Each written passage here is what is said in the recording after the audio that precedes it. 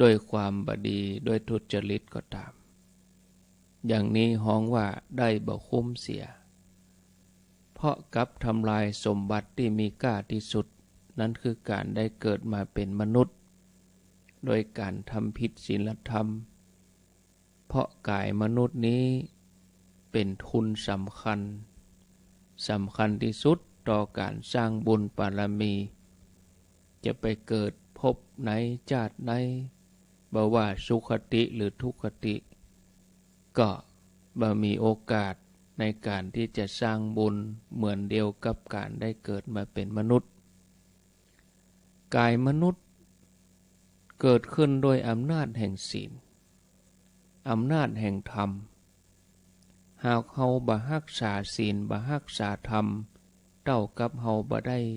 รักษาสมบัติที่มีค่านี้ไว้การรักษาศีลธรรมสร้างความดีสร้างไว้อย่างนี้บ่มีสูญเปล่าบ่มีหายไปไหนญาติโยมท่านทั้งหลายโอกาสที่เฮาจะได้เวียนปิกมาแถมนั้นก็ยากยิ่ง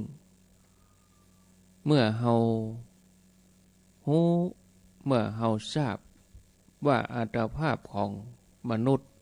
เป็นอัตภาพที่ดีที่สุด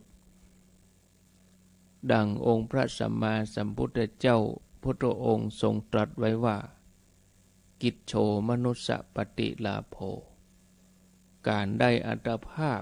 ความเป็นมนุษย์นั้นยากญาติโยมท่านสาธุชนทั้งหลายเมื่อได้อัตภาพมาอย่างนี้ก็ควรที่จะประพฤติปฏิบัติทำคุณงามความดีสั่งสมบุญบารมีไปเรื่อยๆเหมือนอย่างญาติโยมเขากำลังประพฤติปฏิบัติกันอยู่นี้กำเดียวเฮาไปปะกันใน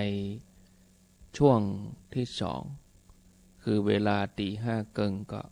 มาฟังธรรมะกันต่อตีสี่ถึงตีห้าก็เจิญศรัทธาญาติโยมท่านสาธุชนท่านทั้งหลายได้ติดตามรับฟังรายการธรรมะภาคภาษาใต้ใหญ่1 ชั่วโมงโดยตุลุงโอวัดเชตวันอำเภอดอยหลอดจังหวัดเชียงใหม่เจิญรับฟัง